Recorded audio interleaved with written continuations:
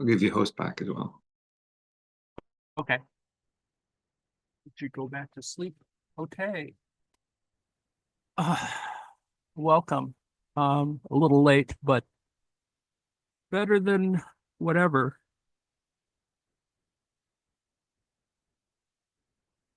It's the 19th of November.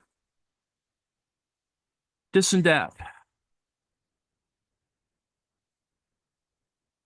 I included some stuff on today's little thing on Marx on Money with the notes from Ed George's work, which he's done somewhat more recently, which is slightly more fascinating on the Grundrisse. It's not like he hasn't run out of making notes. So there is the economic manuscripts, which are the earlier version, which is the Grundrisse, which many people have engaged themselves on. I'm just going to include part 4 on money for a variety of reasons. And one of the reasons is because Ed George does a decent set of notes on it. And for our last little bit here, assuming that my computer works properly,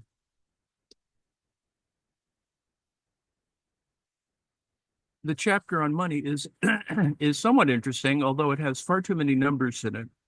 But it does show that Marx was very concerned about this at the very beginning, tried to teach himself stuff about money, about the monetary system itself. And I think he defaults to gold in order to sort of keep all the thinking sort of more or less clear at an early age. It may be, in fact, that he opted to talk more about the abstraction element of it, or the more abstract elements related to money, and sort of left money to be based in gold. I mean, it was the medium of the time, but it also suggests that the abstractions were actually much more interesting, and one can assume, in fact, that Marx didn't want to go that far until he began to see, after he learned a lot more, of what other things can be created. So anyway, chapter on money.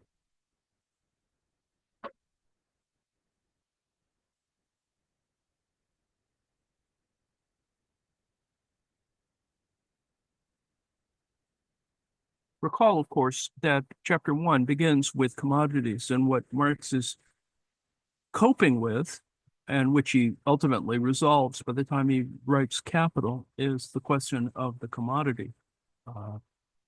And that when he front loads the issue of money, he finally gets in Capital, that we finally get to this idea of the money form, which we've been looking at before. This is the more complete version, of course, on the money form. And you can see that it gets compressed down to not a lot. Although we begin, in terms of the value discussion, with the usual matters of 20 yards of linen and 1 coat. Marx spends most of his time on these kinds of equivalents, and the chapter of money is kind of no different in terms of focusing on those matters. So if we look at Ed George's chapter on money, we see some of the same matters. If commodity A equals 1 shilling, and 1 shilling equals 1 over X, let's suppose ounces of silver, and commodity B equals 2 shillings, 2 over X of silver, then commodity B is of twice the value of commodity A. The value relationship between A and B is expressed by the proportion in which each exchanges against a definite quality of a third commodity, that is silver, and not against a value relationship. Each commodity whether it's a product intended for an unproductive consumption or an article of productive consumption, is equal to the objectification of a particular amount of labor time. The proportion in which it is exchanged for other commodities or other commodities are exchanged for it is equal to the amount of labor time realized in it. A commodity which is equal to 1 hour's labor time can be exchanged for any other commodity which is equal to another 1 hour's labor time, assuming, of course, Marx reminds us that exchange value equals market value and that real value, whatever that means, quote unquote, equals price. So this is, a matter of he's still trying to figure out how he gets to these things like price. But the value of a commodity is different from the commodity itself. A commodity becomes value, big V value, only in exchange, whether real or imagined. The value of a commodity is both its exchangeability in general and its specific exchangeability. It, that is value, is at once the indicator of the ratio in which the commodity exchanges for other and the indicator of the ratio in which has already been exchanged for others, that is materialized labor time in the process of production. Imagine that you're thinking about this when you're buying something. That doesn't happen, but he's still trying to work this out. Value is a commodity's quantitatively determined exchangeability. Different commodities are different in that they possess different properties. They are measured in different units and are as such incommensurable. Now, Marx doesn't use the term use value, but that's what he means here. So remember, this is the Grundrisse, so he doesn't quite get us far on the issue of use versus exchange value. But as values, they're qualitatively equal and only quantitatively different. Hence, they can be measured in terms of each other and are mutually replaceable, exchangeable, convertible into each other in definite quantitative proportions. The value of commodities is both their social relationship and their economic quality. Different kinds of otherwise incommensurable commodities, effectively different use values, are as values mutually exchangeable in given ratios. As a value, a commodity is an equivalent, but as an equivalent, its natural properties disappear. As value, the commodity, is money. But the commodity is also a product.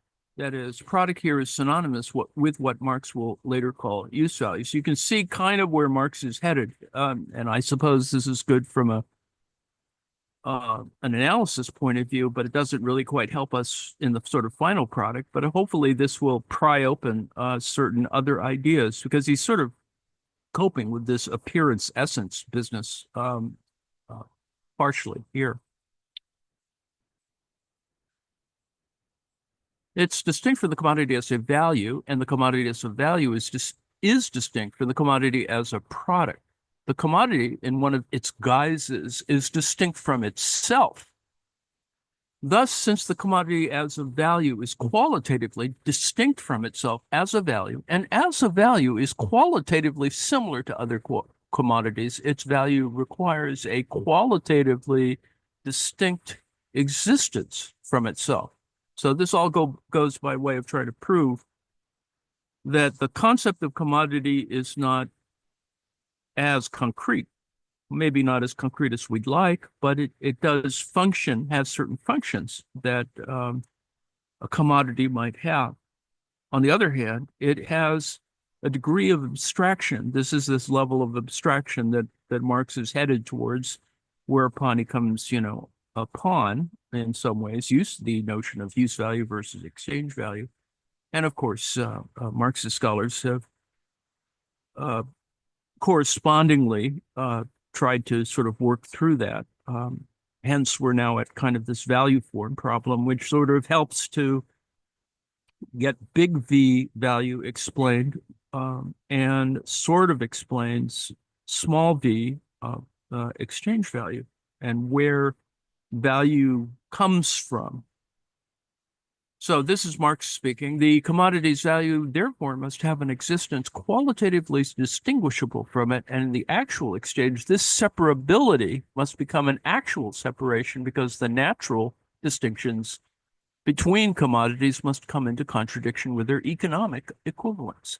The two can exist alongside each other only through the commodity acquiring a dual existence, a natural existence that is in the world, and alongside it a purely economic one in which it is a mere sign. Sign. This is the passage from which a lot of people would like to derive more semiotic meaning, in which it is a mere sign, a letter for a relationship of production, a mere symbol for its own value. So that's Marx sort of beginning for what for some people is a long path, semiotically speaking. So back to Ed George. As a value on the one hand, and as a product, its natural existence, Marx also calls it an actual commodity on the other, the commodity behaves in quite different ways. As a value, it is uniformly divisible. As a product, it's not. As a value, it's immutable through its metamorphoses.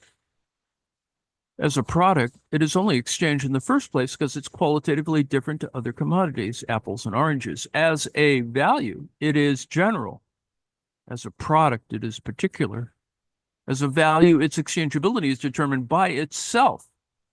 As a product, by virtue of its natural properties and demand for it. In short, all the properties that are enumerated as particular properties of money are properties of the commodity as exchange value, that is, properties of the product as value, as distinct from the value as product. So it's kind of circular arguing in that sense, and one could say, could accuse, for example, Heinrich of doing that, but let's not go there for the moment. Marx ventures how to label the exchange value of the commodity a special existence alongside the commodity itself, money. The form in which all commodities are equated, compared, measured, the form into which all commodities are dissolved, and which dissolves itself in all commodities, the general equivalent. This general equivalent move, let me break here for a second and say, well, general equivalent appears like general intellect in that particular context. In calculations, accountancy, commodities are transformed into symbols of value and abstracted from their material existence. In exchange, this transformation needs to be carried out through a real mediation, a means by which this abstraction is effected. Let me break here for a second and say, that's where the mediation is what occurs in markets, right? One would hope.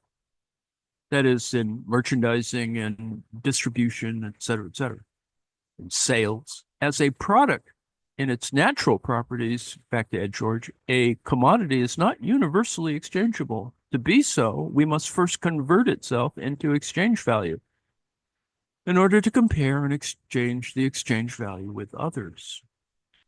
Marx cites the case of a West African tribe who barter by equating products according to their worth to a given number of bars, quote unquote. In this way, goods are valued before they're exchanged, and in order to be valued, they must be brought into a definite numerical relationship with each other. Effectively, the goods are, in this way, given a price. Now, products only exchange as commodities, and in exchange, commodities only exist as values. Otherwise, they're not comparable. In exchange, each commodity is equated to a third thing. And like this, each is posited as unequal to itself. This third thing, distinct from the other two since it expresses a ratio, exists initially in the head, in the imagination. For the comparison of commodities, this abstraction is sufficient. For actual exchange, this abstraction must be objectified, symbolized, realized through a token, coin, bill, whatever. The commodity must be exchanged for a third thing, which is not itself a particular commodity, but the symbol of the commodity as such, of the commodity's exchange value itself, which therefore represents, say, labor time as such, say a piece of paper or leather, which represents a certain portion of labor time. The existence of a symbol of this type, a symbol which represents certain portions of labor time, is itself a result of exchange. The symbol replaces the mediating commodity of which it is a symbol. Stay with us. Once this happens, the symbol now becomes the conscious token of exchange value. So this is Marx again. Hence, the process is simply this. The product becomes a commodity, a mere element of exchange. The commodity is transformed into exchange value. In order to equate it with itself as exchange value, it's exchanged for a token, which then represents it as exchange value as such. As such, symbolized exchange value can then be exchanged again in certain proportions with any other commodity. Now, though the product becoming a commodity and the commodity becoming exchange value, it acquires first in our mind a dual existence. This mental duplication proceeds and must proceed to the point where the commodity appears dual in actual exchange.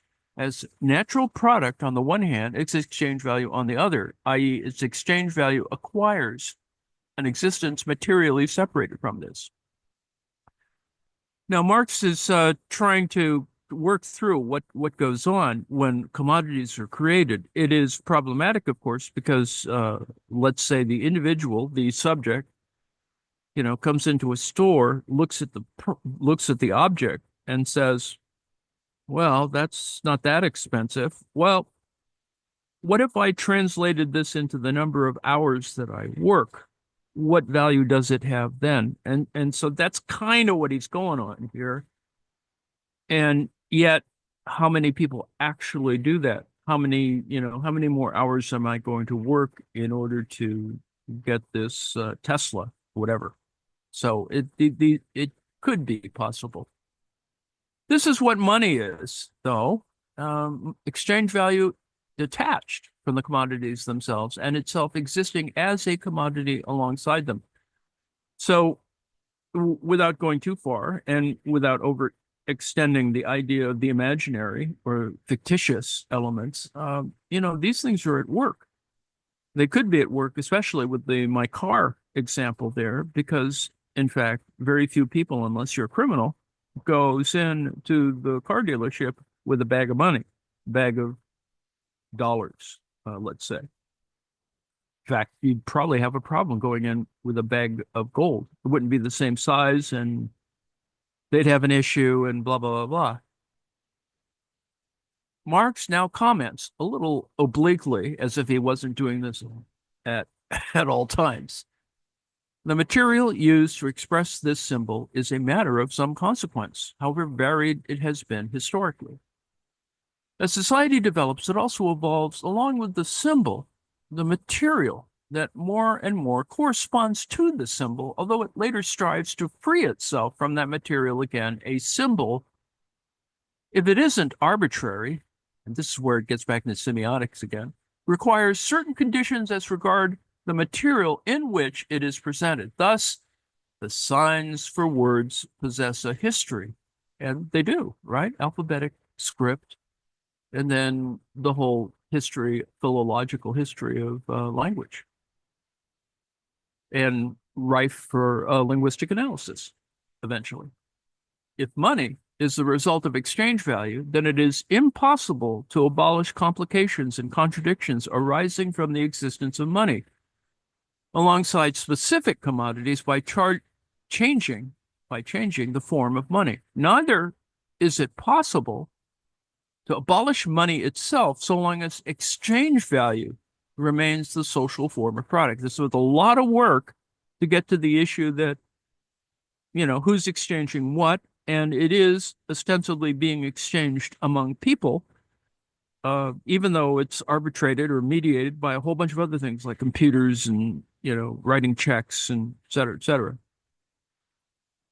So, for things that are the properties of money, Marx lists the following properties of money. Number one, it's a measure of commodity exchange. That is, it's a standard of price. Number two, it's a means of exchange. Number three, it's a representative of commodities. For that reason, the object of contracts, which gets us back to the code of capital, i.e. a means of payment. And number four, a universal commodity existing alongside the particular ones, a function which includes money's role as a store of value. you're not thinking of the currency exchange when you open your wallet, for example, even though you do that when you travel. You think, well, they're letting me pay for it with dollars, but they're getting a profit from this little exchange here because I'm using American dollars instead of Canadian loonies, for example. These are properties which follow simply from money's role as a objectified exchange value separated from the commodities themselves. To the extent that the social level of production develops along capitalist lines, that is, every producer becomes dependent upon the exchange value of his commodity. For example, the more the product really becomes exchange value, tickle me Elmo, and exchange value becomes the immediate object of production, the more must money relationships develop, and with them the contradictions imminent in money relationships, imminent in the relationship of the product to itself as money. Recall that when Tickle Me Elmo was first a product of scarcity around Xmas time decades ago, people were, arbitraging Elmos. That's what we have eBay for in some ways, is to recover value. Alongside this, there appears a growth in the power of money. For example, the exchange relation establishes itself as a power external to and independent of the producers. This exchange relation passes from being a means to facilitate production to something alien. What originally appeared as a means to promote production turns into a relationship alien to the producers. In proportion as the producers become dependent upon exchange, exchange appears to become independent of them. The rift between the product as product and the product as exchange value appears to widen. Money does not create this opposition and this contradiction. On the contrary, their development creates the apparently transcendental power of money. I'll give you $20 more for that Elmo, or whatever. Marx now asks, does not the existence of money alongside commodities contain from the outset contradictions inherent in this very relationship? Marx answers in the affirmative and gives 4 reasons. First, he will argue that there is a contradiction imminent to the dual nature of the commodity itself. A contradiction imminent to the dual nature of the commodity itself. Secondly, he will say that alongside this, as a consequence, the act of exchange itself contains an imminent and contradictory dual nature. Third, there now exists a contradiction within exchange between the subjects of exchange, that is, the exchangers, and the very act of exchange itself. Finally, he will argue that all this manifests itself within the medium or the mediator of exchange, that is, the money itself, between its generality as universal exchangeability and its particularity as a commodity, even if it is only a representation of a commodity. Marx's question is as to the imminent possibility of a crisis. So here are his arguments. This is this moment. You could say that value crisis is kind of built into the whole system. And now, you don't really want to go too far with that, but it is interesting to see how that happens. How, in fact, Russia still cares about the $300 billion frozen in quote unquote Western banks. The commodity has a dual existence as a particular product and its exchange value. In its existence as product, its exchange value is latent. In its existence as exchange value, its particularity as product is discarded. This dual nature expresses itself as a contradiction between the commodity's particular natural properties on the one hand and its social exchangeability on the other. This is a contradiction because these two separate forms of existence of the commodity are not mutually convertible. As soon as money is an external thing alongside the commodity, the exchangeability of the commodity for money is immediately linked to external conditions, which may or may not be present.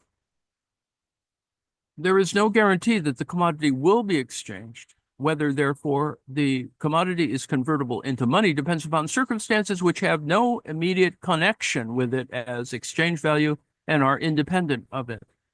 The convertibility of the commodity depends upon the natural properties of the product. That of money coincides with its existence as symbolized exchange value.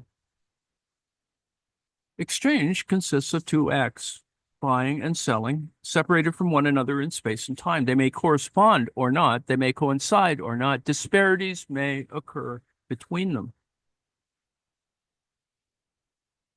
Number three, the separation of buying and selling into two independent acts supposes that the general movement of exchange be separated from the exchangers, from the producers of the commodities. Exchange for the sake of exchange is separated from exchange for the sake of commodities. Under these conditions appears an estate of merchants, which buys only in order to sell and sells only in order to buy again. That's where merchant capital comes in. Aiming in this operation not at the possession of the commodities as products, but merely at the acquisition of exchange value as such, as money, middlemen, technically the supply chain. On this basis of this duality, that is, exchange for the sake of consumption, exchange for the sake of exchange, there appears yet another contradiction. The circulation of commodities between merchants and that between merchants and consumers are determined by quite different laws and motives, and the greatest contradiction can develop between them. Marx notes here the appearance of the so-called money business, money lending, I suppose. The emergence of money as the general commodity along particular non-money commodities occurs through the emergence of a particular commodity, which is money. In this way, money comes into contradiction with itself and its determination, because it is itself a particular commodity, even if only a symbol.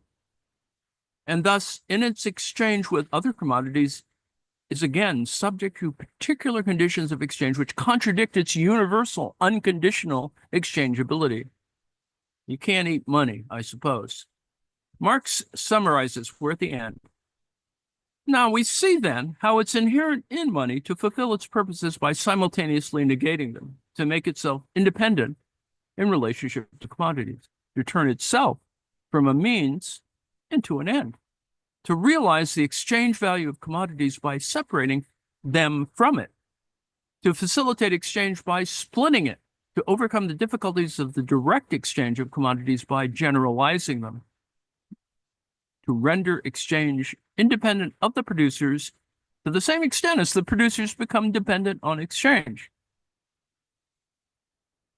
Then he says this, again obliquely and in parentheses: it will be necessary before leaving this question to correct the idealist manner of a presentation which makes it appear as if it were merely a matter of the definition of concepts and the dialectic of these concepts.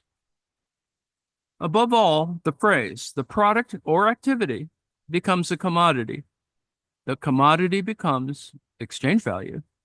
The exchange value becomes money. Now, these are much more instantaneous when you walk into a store, but, Marx is trying to work through this because he's trying to figure out, well, how is it that we act, we give a certain kind of credence or make a contract with, from a currency perspective, what is that this note does? Is it perfectly exchangeable, or as in promissory notes, it means something else, but that's another story. Anyway, that's Ed George. I got to my endpoint one way or the other. Let's see if there are queries. I was a trader on Wall Street specializing in Elmo arbitrage. Indeed. But in fact, Elmo arbitrage did occur, didn't it? People would pay good money tickling Elmo in order to get it for their kids. And of course, there is that Arnold Schwarzenegger film with, I think, Sinbad that is all about that exact problem, made into a complete text in that sense. So anyway, James? I think trading in Tickle Me Elmos is incredibly risky. I prefer a much more conservative approach, sticking to Beanie Babies and Cabbage Patch Kids. Indeed. Well, that's why I Those are use solid, reliable investments.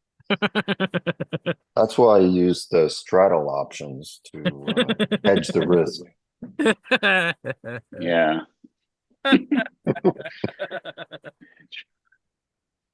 Now, of course, at least in those examples where there's a palpable object, in NFTs, for example, there's no object at all.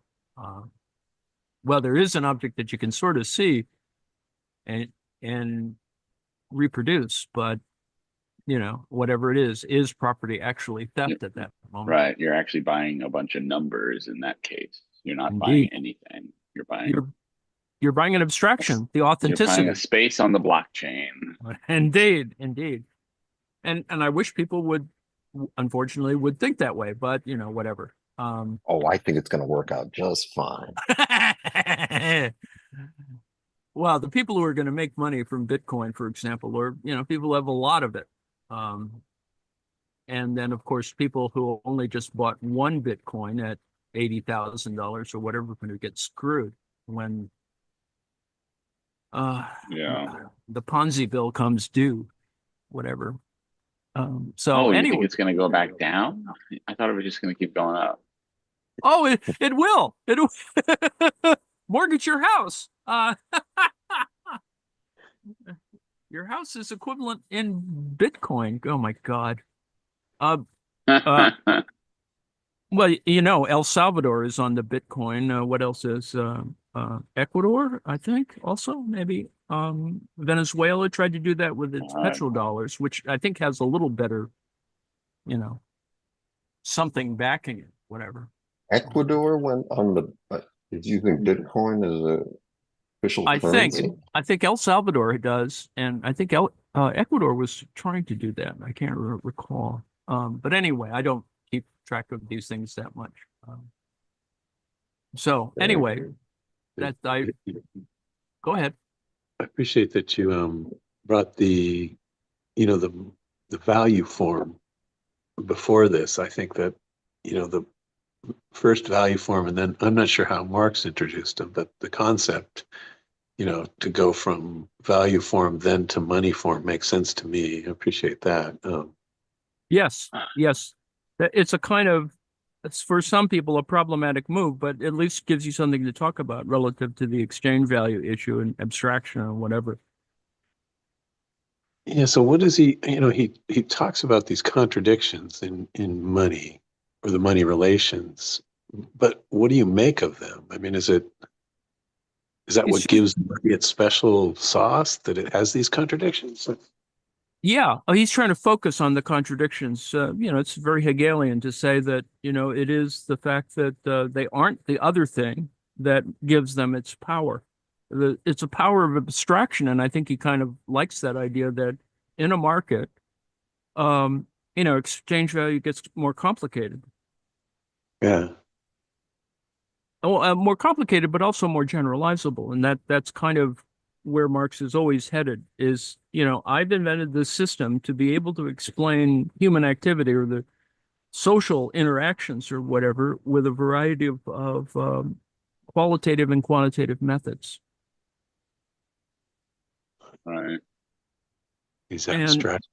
it's Yeah. abstraction, but it allows us to explain because he's talking during a time where there is pound sterling, et cetera, and gold. How this all operates. And unfortunately, but he identifies this in the Grundrisse itself. That is that there's a moment at which, this abstraction gets a little funky. That there it becomes problematic in and of itself because there are merchants who have nothing to do with the production of the object and consumers who buy the products. He doesn't account for the merchants in that particular way, and now he begins to sort of think about that even though this is early on, it's another 10 years until he gets to capital itself to but this is the process of his thought. You can see that eventually in a sort of parallel development in doing volumes 2 and 3 that this idea about merchant capital also becomes an issue to him, because then he begins to think about other matters, which he sort of explains away, but he doesn't in, I think, volume 2, where he talks about, well, what about accountants? What about the secretaries of merchants? What about, whatever? Sort of doesn't quite cope with that as well, because there are wages engaged there as well. And he just sort of passes over it because he just doesn't want to get to it. So that's kind of where we are.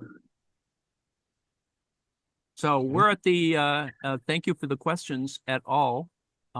It is time for us to go back to swearing. So I will cut